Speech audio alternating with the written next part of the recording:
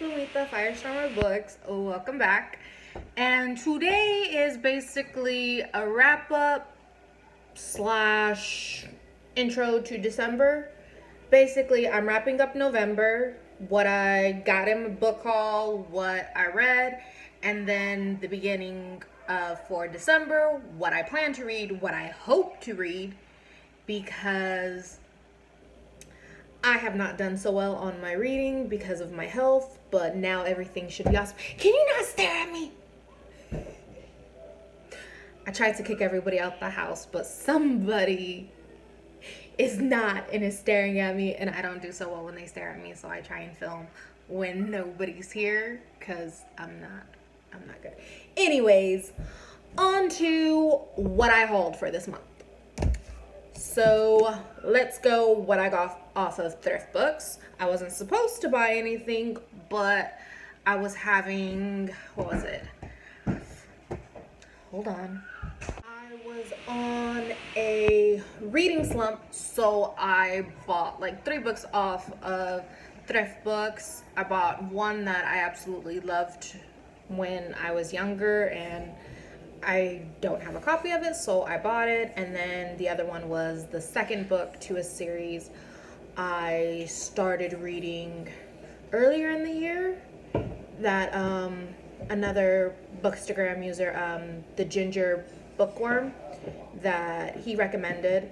And then the other book I got is the first book of a different series that links into a book I got with Owl Crate. So, Old Magic by Marianne Curley. We'll talk about this one more because it's also the only book that I read for the month.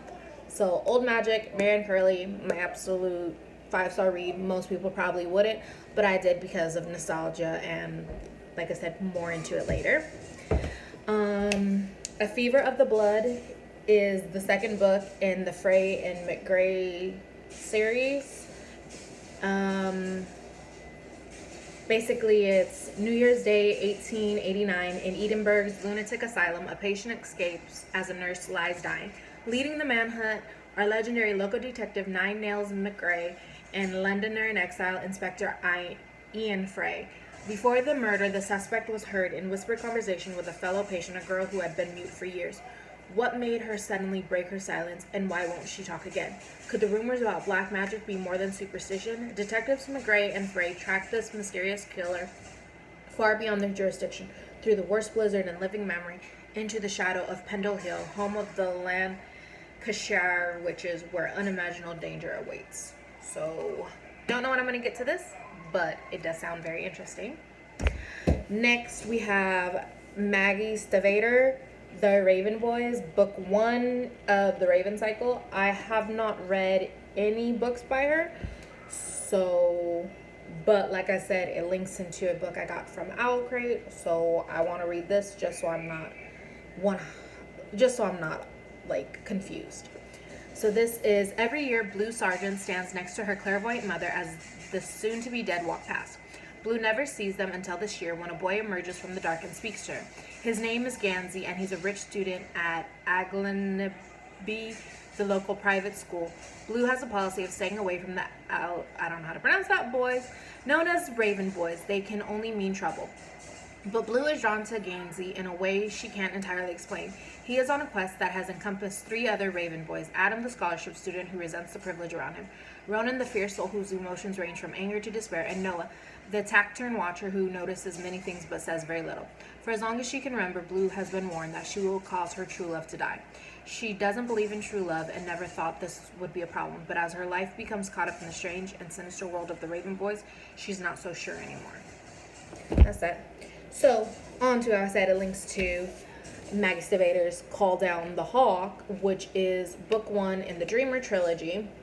So I talked about this in an unboxing in a previous video, so you can go, I don't know how to link any of that, so it's like 2 videos past, but that's where I read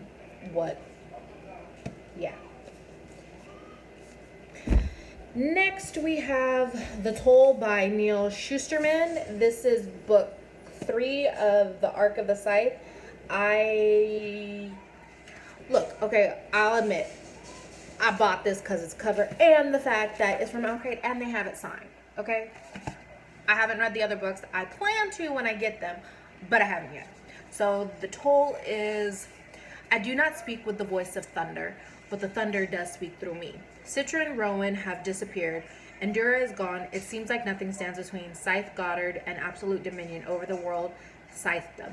With the silence of the thunderhead and the reverberations of the great resonance still shaking the earth to its core, the question remains, is there anyone left who can stop him? The answer lies in the tone, the toll, and the thunder. In this highly anticipated finale to the New York Times bestselling trilogy, dictators, prophets, and tensions rise.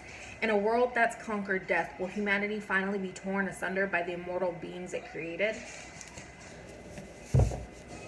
What? I couldn't pass it up.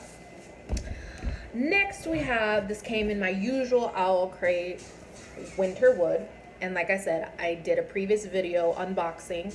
So that's where this is.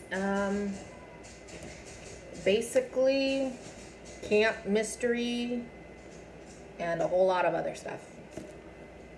And once again, I did a previous unboxing. It's The Queen of Nothing by Holly Black, the third book in the Folk of the Air series. There's The Cruel Prince is the first book, The Wicked King is the second book, and then The Queen of Nothing is the third book. I have all the books. I have not read them. I plan to read them. But yes, that is it for my book haul.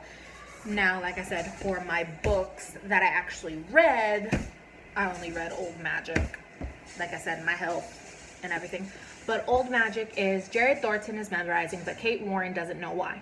The moment the new guy walks into the room, Kate senses something strange and intense about him, something supernatural. Her instincts are proven correct. A few minutes later, when bullied by his classmates, Jared unknowingly conjures up a freak thunderstorm inside their classroom. Jared doesn't believe in the paranormal. When Kate tries to convince him that he has extraordinary powers that need to be harnessed, he only puts up with her hocus-pocus notions because he finds her captivating.